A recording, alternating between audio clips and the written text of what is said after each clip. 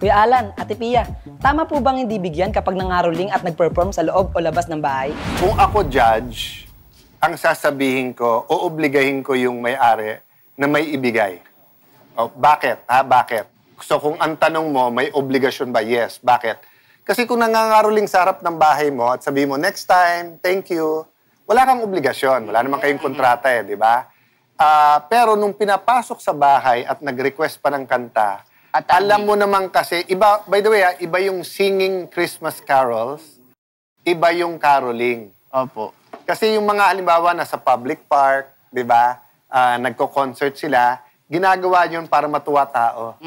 O kaya mismong yung mall, binabayaran sila para, so they're singing Christmas carols. So wala kang obligasyon maglagay to entertain. Yung iba, just to make you happy. Pupunta sila, let's say, ng ospital, sa mga bata, sa matatanda, kakanta, they don't expect anything. So, hindi sila biglang magsabi na, yung mga pasyente, magbigay kayo. Pero yung nagkakaroling ka bahay-bahay, everyone knows na ibig sabihin, whether for yourself or for charity, humingi ka. So, for me, abuso ng kanyang karapatan na pinapasok ka, tapos pinakanta ka pa, walang binigay. But dahil Christmas, pagbigyan mo na.